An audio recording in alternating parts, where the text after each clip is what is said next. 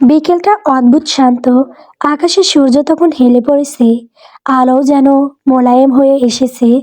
জানালার পর্দা হালকা হাওয়ায় দুলছে, সেই দুলুনির সাথে ভেতরে ঢুকে পড়ছে এক ধরনের স্নিগ্ধতা। তবে এই স্নিগ্ধতা আজকে মুগ্ধ করতে পারল না শেরিসের মন। বাইরে পাখিরা ডাকাডাকি করছে, কিন্তু শেরিসের বুকের ভেতর পাগল হচ্ছে। দূরে ভেসে আসা শিশুদের হাসির শব্দ কিংবা গাছের পাতার মৃদু দোল, কোনো কিছুই তার শূন্যতা ভরাতে পারছে না। বুকের ভেতর জমে থাকা কষ্টটা যেন ক্রমশ চাপ বাড়াচ্ছে। এত সুন্দর বিকেল, অথচ তার কাছে আজ সব কিছুই রঙহীন। শেরিস জানলার পাশে বসে নির্বিকার চোখে আকাশের দিকে তাকিয়ে রইল। মনে হচ্ছে সূর্যের ডুবে যাওয়া আলোটা যেন ওর ভেতরেই অন্ধকারের প্রতিচ্ছবি। সে দীর্ঘ নিঃশ্বাস ফেলল।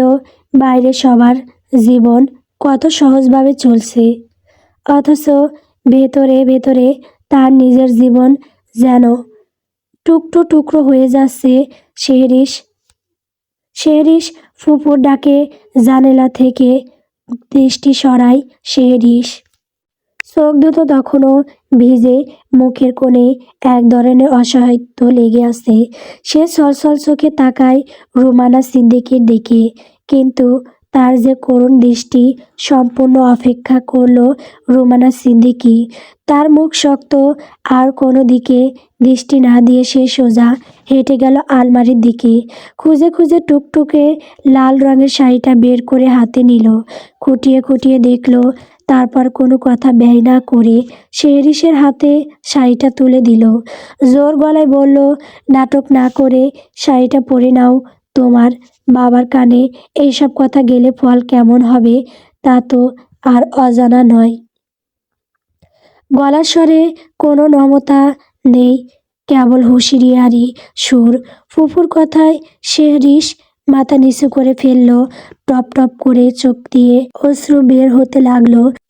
লাল শাড়িটা হাতে নিয়ে শেরিসের মনে হলো এই কাপড়টা যেন তার আনন্দের নয়, বরং শেকলের মতো, যা তাকে বেঁধে ফেলবে এমন এক জীবনে যেখানে তার কোনো ইচ্ছের দাম থাকবে না। এ বাড়ির মতোই শাড়িটা বিছানায় পড়ে আছে অবহেলায়। শেরিস দ্রুত তার মোবাইলটা নিয়ে মেসেঞ্জারে ঢুকে তার কাঙ্ক্ষিত আইডিতে মেসেজ সেন্ড করার উদ্দেশ্যে টাইপ করতে থাকে। রিহান, তুমি কি আমাকে নিয়ে দূরে কোথাও চলে যেতে পারো না?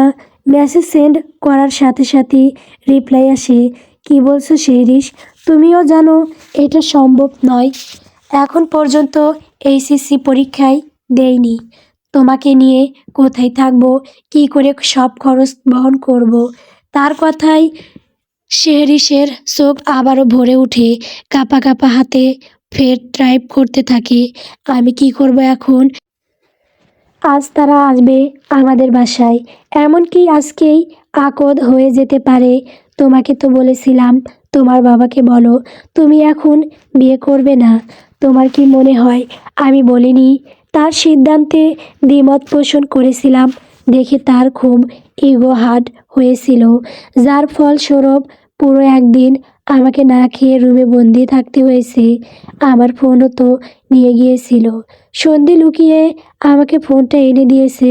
শেরিসের আঙুল কাঁপছে, ফোনের স্ক্রিন ভিজে উঠছে চোখের জলে।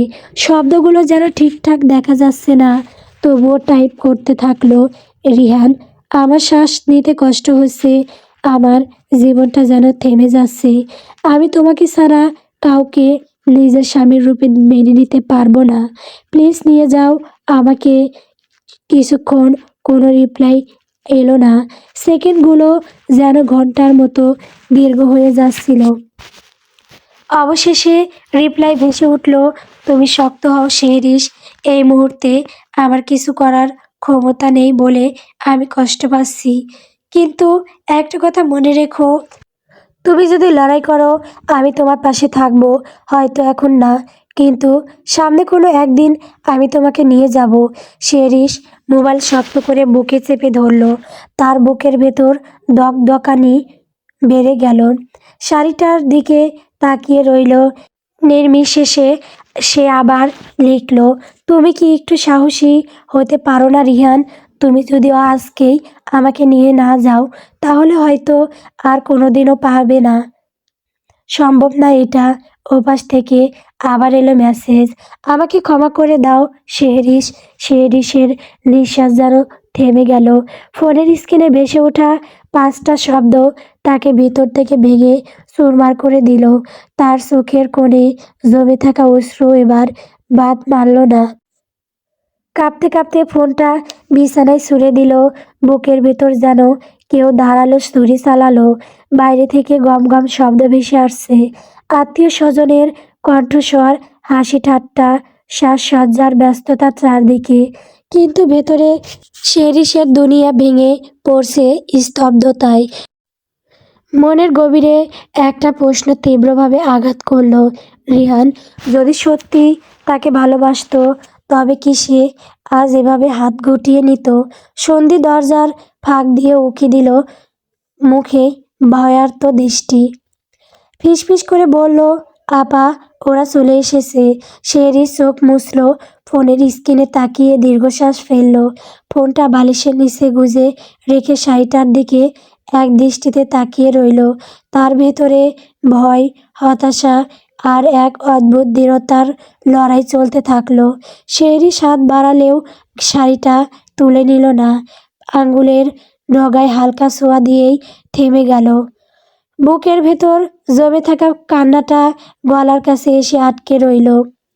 মোবাইলটা বালিশের নিচে গুজে দিল, যেন সেই 4টি শব্দ, আমাকে ক্ষমা করে দাও, তার দৃষ্টি আর না কাড়ে। চোখ বুজলেই রিহানের মুখ ভেসে উঠছে, তবুও কোনো জবাব আসছে না। শুধু এক অদৃশ্য দেওয়াল মনে হচ্ছিল দুজনের মাঝে দাঁড়িয়ে গেছে। সন্ধি আবার ধীরে ধীরে বলল, আপা, তাড়াতাড়ি রেডি হও, আম্মু আসবে একটু পরেই। শেরিস মাথা নুইয়ে ফিসফিস করে উত্তর দিল, হ্যাঁ। তার গলা কাঁপছে, কিন্তু মুখে কোনো আবেগ প্রকাশ পেল না। ধীরে ধীরে শাড়িটার ওপর হাত রাখল। চোখ ভিজে গেলেও ঠোঁটে কোনো প্রতিবাদ উঠল না। ভেতরে ভেতরে সে যেন চুপচাপ ভেঙে পড়ল। তবুও সেই ভাঙা মনের গভীরে অদৃশ্যভাবে বোনা হয়ে গেল একটা শপথ, আজ আমি নীরব থাকব, কিন্তু একদিন নিশ্চয়ই এই নীরবতা ভাঙব। সন্ধ্যার পর থেকে বাড়িটা জমজমাট হয়ে উঠল। আত্মীয় স্বজনরা একে একে আসতে শুরু করছে। ড্রয়িং রুমে কোলাহল, হাসি ঠাট্টা, হালকা খুশ গল্পে ভরে উঠেছে পরিবেশ। রমনা সিদ্দিকী অতিথিদের অভ্যর্থনায় যেন আরও কড়া ও গর্বিত ভঙ্গি নিয়ে ব্যস্ত। বারবার গলার স্বরে শেরিসের নাম নিচ্ছে, মেয়ে তো আমাদের গর্ব, ভাগ্য ভালো, আজকের রাতেই সব ঠিক হয়ে যাচ্ছে। শেরিস নিজের ঘরে বসে আছে নিঃশব্দে, চোখের পাতা ভারী হয়ে আসছে কান্নায়, কিন্তু সে আর কান্না করতে পারছে না। বুক ভরা শূন্যতা নিয়ে শাড়িটা পরে আয়নার সামনে দাঁড়ালো। মুখটা কেমন নিস্তেজ, প্রাণহীন। এমন সময় দরজার আড়াল থেকে রোমনা সিদ্দিকী এসে দাঁড়ালো। গলা স্বর ধীর, কিন্তু ভিতরে চাপা রাগ মিশে আছে। মেকআপ শেষ করো তাড়াতাড়ি, অকারণ নাটক চাই না আজ। অতিথিদের সামনে যেন মুখ বাঁকা করে না বসে থাকো। শেরিস কিছু বলল না, শুধু চোখ নামিয়ে রাখলো। ঠোঁট নড়ল না, কিন্তু বুকের ভেতর যেন এক টুকরো চিৎকার জমে রইল। বাইরে থেকে বারবার কণ্ঠ ভেসে আসছিল, হাসি, কথার শব্দ, কারো কারো প্রশ্ন, মেয়েটা কোথায়? দেখাই তো হলো না এখনো। সন্ধি চুপি চুপি ঘরে ঢুকে কাঁপা কাঁপা গলায় বলল, আপা, তোমার যদি মন চায় না তাহলে কাউকে না বললেও অন্তত আমাকে বলো, আমি কি কিছু করতে পারি? শেরিস চোখ তুলে একবার তাকালো বোনের দিকে, তারপর নিঃশব্দে মাথা নেড়ে দিল। কিছু বলল না। এমন নীরবতা যেন পুরো ঘরটাকে ভর করে নিল। শুধু আয়নার সামনে দাঁড়িয়ে থাকা শেরিসের প্রতিচ্ছবি তার মনের কথা বলছিল। একটা মেয়ের ভাঙা হাসি, যাকে আজ নিজের ভবিষ্যৎ নিয়ে কোনো সিদ্ধান্ত নেবার সুযোগ দেওয়া হলো না। আকদ অনুষ্ঠানের প্রস্তুতি শেষ। ড্রয়িং রুমে সাদা চাদর বিছানো, মাঝখানে টেবিল, কাগজপত্র আর কলম রাখা। ঘরে জটলা পাকিয়ে বসে আছেন আত্মীয় স্বজনরা, সবাই ব্যস্ত।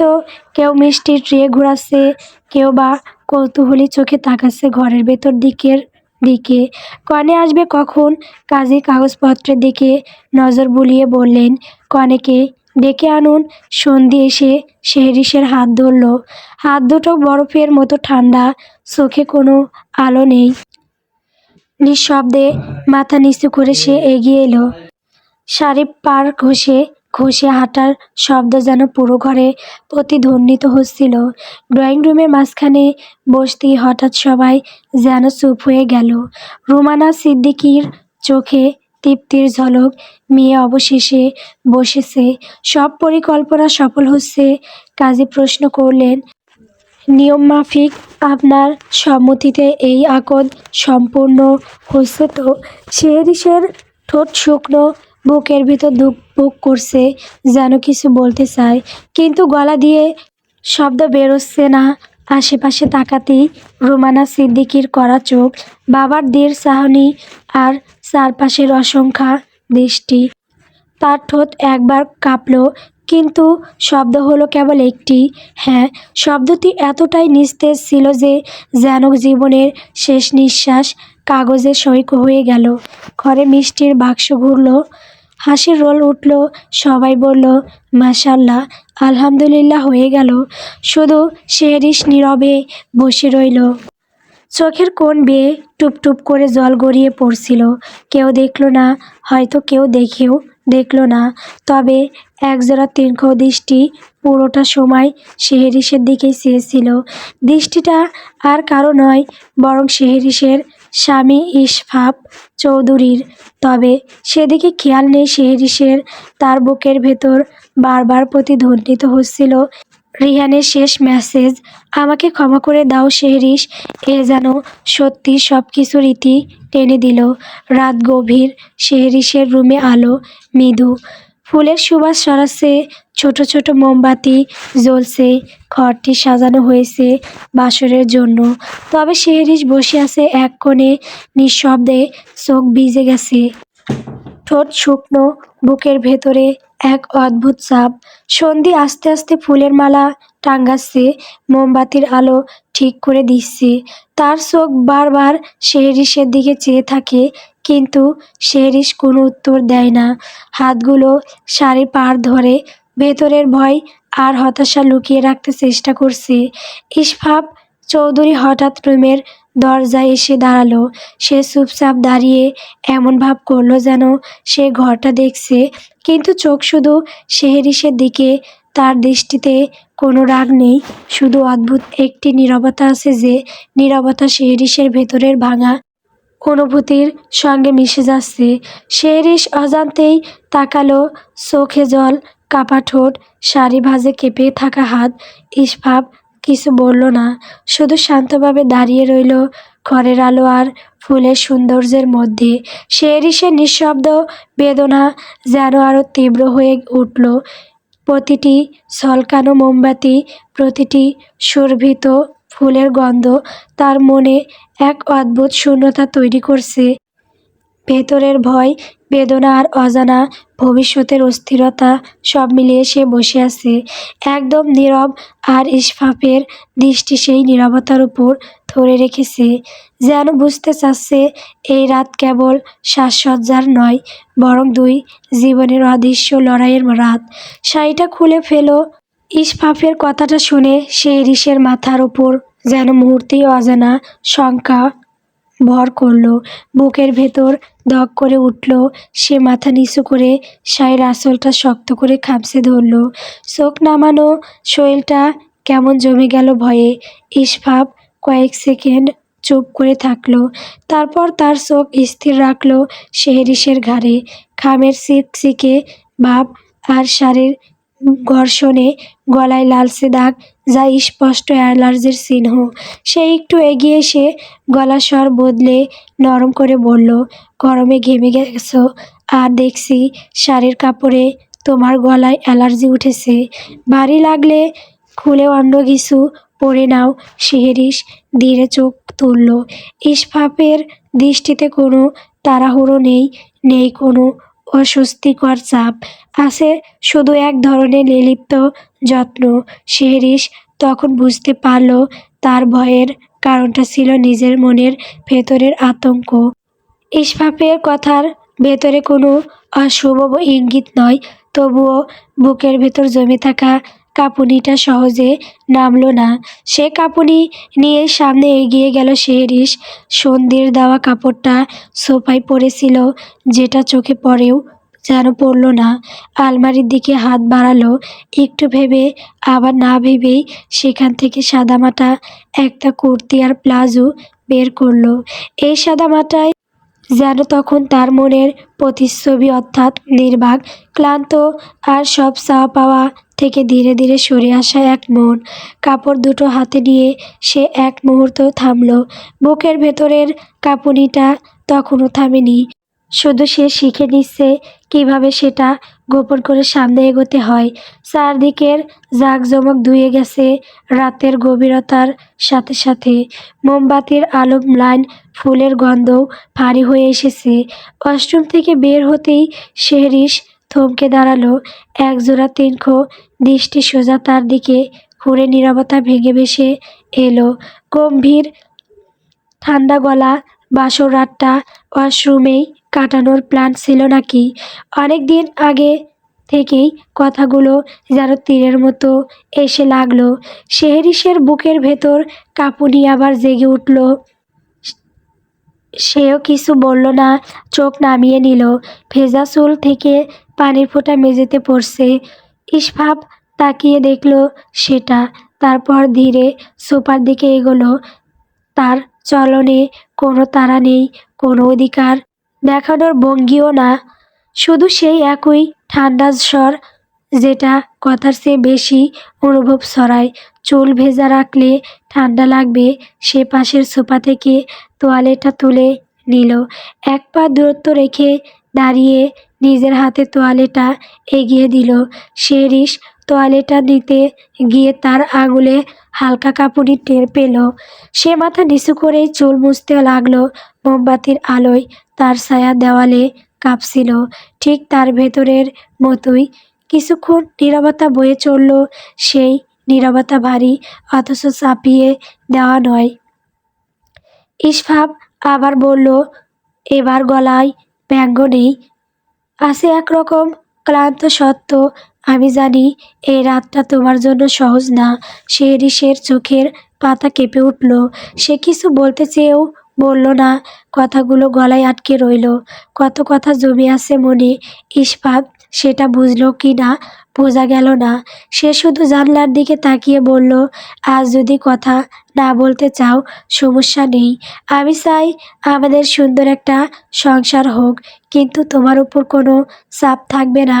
এই কথাটা যেন হঠাৎ করে শিহরিশের বুকের ভেতরের কাঁপুনির একটা অংশ নামিয়ে দিল। সে প্রথমবার একটু স্বস্তির শ্বাস নিল, খুব ছোট্ট, খুব চুপচাপ। সে ধীরে মাথা তুলল, চোখ দুটো লাল, ক্লান্ত, কিন্তু ভাঙা নয়। আমি একটু সময় চাই, খুব আস্তে বলল সে। ইসফাপ মাথা নেড়ে সম্মতি দিল। সময়ই তো আসল, বাকিটা পরে। ঘরের আলো আরো ম্লান হলো। বাসরাতের জাঁকজমক তখন আর কোনো দাবি রাখে না, শুধু দুটো মানুষ, দুটো ভিন্ন বয়, আর মাঝখানে এক টুকরো নীরব সম্বাদ, যেটা হয়তো আজকের রাতটাকে অন্য সব রাতের থেকে আলাদা করে। সকালের নরম আলো শিহরিশের চোখে পড়তেই তার ঘুম ভাঙল। আধ ঘুমে চোখে হাত বুলাতে বুলাতে সামনে তাকিয়েই হঠাৎ থমকে গেল সে। একজোড়া লালচে চোখ সরাসরি তার দিকে তাকিয়ে আছে, যা তাকে আচমকাই অস্বস্তিতে ফেলে দিল। না চাইলেও মুখ থেকে বেরিয়ে এলো, আপনার চোখ এত লাল কেন? ইশফাক কোনো রাগ টাগ না রেখেই উত্তর দিল, সারা রাত তোমার পা দুটো আমাকে ঘুমাতে দেয়নি। শিহরিশের কপাল কুঁচকে গেল। বিস্ময়টা লুকানোর চেষ্টাও করল না। আমার পা? হ্যাঁ, ইশফাক শান্ত গলায় বলল, ঠোঁটের কোণে ক্ষীণ একটা হাসি। তোমার সুন্দর পা দুটোই আমার চোখ দুটোকে এই অসুন্দর অবস্থায় এনে দিয়েছে। শেরিসের চোখ বড় হয়ে গেল কথাটার মানে ধরতে গিয়ে। মুখে অস্বস্তি আর লজ্জা একসাথে ভর করলো। সে দ্রুত নিজের পা দুটো গুটিয়ে নিল, যেন সত্যি কোনো অপরাধ করে ফেলেছে। আমি আমি তো বুঝিনি, ফিসফিস করে বলল সে।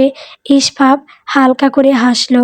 সে হাসিতে দুষ্টুমি আছে, কিন্তু অশালীন কিছু নয়, বরং দীর্ঘ না ঘুমের ক্লান্তিটাই বেশি স্পষ্ট। তুমি ঘুমের মধ্যে যুদ্ধ করো, সে বলল। একবার লাথি, একবার ধাক্কা, মনে হচ্ছিল আমি বালিশ, না হলে কোনো শত্রু। শেরিস এবার সত্যি বিব্রত হয়ে পড়ল, ঠোঁট কামড়ে ধরল। আমি সাধারণত এমন করি না, একটু জোর দিয়েই বলল, যেন নিজেকেই বোঝাতে চাইছে। ইসফাপ পাশ ফিরে বালিশে বাহর দিল। জানি, নতুন পরিবেশ, নতুন মানুষ, ঘুম অস্থির হবি, এই কথাটা শেরিসের ভেতরে হালকা একটা নাড়া দিল। নতুন মানুষ কথাটা সে নিজেও এখনো পুরো মেনে নিতে পারেনি। কিছুক্ষণ চুপচাপ থাকার পর সে আবার তাকালো ইসফাপের চোখের দিকে। তাহলে আপনি একদম ঘুমাননি? ঘুমিয়েছি, ইসফাপ বলল, তোমার পায়ের ফাঁকে ফাঁকে। এইবার শেরিসের ঠোঁটের কোণে অনিচ্ছাকৃত একটা ক্ষীণ হাসি ফুটে উঠল, খুব ছোট, খুব লাজুক। সে দ্রুত মুখ ঘুরিয়ে নিল, জানালার বাইরে সকালের আলোয় চোখ রাখলো। ঘরটা তখন আর গত রাতের মতো ভারী লাগছে না। ইসফাপ উঠে বসতে বসতে বলল, চা খাবে নাকি আগে আবার আমার ওপর অত্যাচারের প্রস্তুতি নেবে? শেরিস মাথা নাড়ল। চা, আগে চা। তার গলায় এবার ভয় নেই। ইসফাপ শুনল, সে উত্তর পা বাড়ালো দরজার দিকে, পর মুহূর্তেই নিজেকে থামিয়ে নিল। হঠাৎ মনে পড়ে গেল, এখন সে নিজের বাড়িতে নয়, শ্বশুর বাড়িতে। প্রথম দিনেই এমন কিছু করা তার স্বভাবের মধ্যে পড়ে না। সে মোটেও নির্লজ্জ নয় যে সদ্য বিয়ের সকালে সোসামো আচরণ করবে। পরিস্থিতি, পরিবেশ, সব কিছুর প্রতি তার একটা স্বাভাবিক সংযম আছে, আর সেটাই তাকে থামিয়ে দিল। পিছনে ফিরে ইসফাপ মাথা চুলকে নিল, একটু অপ্রস্তুত, একটু সংকোচ মেশানো স্বরে বলল, না মানে, এটা তো তোমার বাসা। আহসান উল্লাহ নিজের মেয়ের ব্যাপারে যতই সংযমী থাকুক না কেন, বিয়ের জামাই আর তার শ্বশুরবাড়ির লোকদের বেলায় কোনো কর্পণ্য করেননি। ভোর থেকেই বাবুর্চিদের ব্যস্ত রেখেছেন। সকালের নাস্তায় সাজানো হয়েছে বাহারি সব খাবার। ঘর জুড়ে ছড়িয়ে পড়েছে গরম গরম রান্নার ঘ্রাণ, কারণ তিনি জানতেন খেয়ে দেই ইসফাপ আর তার বাড়ির মানুষজন ফিরে যাবে। এই অল্প সময়ের আদর আপ্যায়নেই যেন কোনো খামতি না থাকে। বিদায়ের আগে সবাই যেন মনে করে যায়, এ বাড়িতে তাদের সম্মান আর যত্নে কোনো অভাব ছিল না। এরপর বাড়িটা যেন এক মুহূর্তে ভরে উঠল কোলাহলে। ডাইনিং টেবিল ঘিরে সবাই বসেছে, গরম ভাব ওঠা খাবার আর সকালের স্বাভাবিক ব্যস্ততা চলল। রুমানা সিদ্দিকী নিজ হাতে একের পর এক পদ এগিয়ে দিচ্ছে, মুখে ক্লান্তির চিহ্ন থাকলেও চোখে ছিল তৃপ্তি। কার প্লেটে কি লাগবে, কে কম ঝাল খায়, কে বেশি, সবই যেন তার নজরে কোথাও একটু কম পড়ছে মনে হলেই সঙ্গে সঙ্গে যোগ করে দিচ্ছেন। আহসান উল্লাহ টেবিলের এক প্রান্তে দাঁড়িয়ে আছেন, বসছেন না, বরং সবাই দিকে নজর রাখছেন। আর একটু নেন, ভালো করে খেয়েন, লজ্জা পাবেন না। এই কথাগুলো বারবার তার মুখ থেকে বেরোচ্ছে। ইশফাক লক্ষ্য করলো, এই মানুষটা নিজের মেয়ের ক্ষেত্রে যতটা কঠোর, অতিথির ক্ষেত্রে ঠিক ততটাই উদার। আতিথেয়তায় কোথাও কোনো ফাঁক রাখার মানুষ তিনি নন। সেটা শুধু খাবারে নয়, কথাবার্তায়, আচরণেও স্পষ্ট। খাওয়ার ফাঁকে হালকা গল্প শুরু হলো। কেউ পুরনো স্মৃতি বলছে, কেউ ভবিষ্যতের কথা। শেরিস চুপচাপ বসে আছে, মাঝে মাঝে শুধু মাথা নিচু করে প্লেটে তাকাচ্ছে। ইসফাফ একবার চোখ তুলে তার দিকে তাকালো।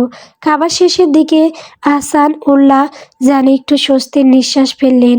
বিদায়ের আগে অন্তত একটুকু দায়িত্ব ঠিকঠাক পালন করতে পেরেছেন, এই ভাবটাই হয়তো তার মুখে ফুটে উঠল।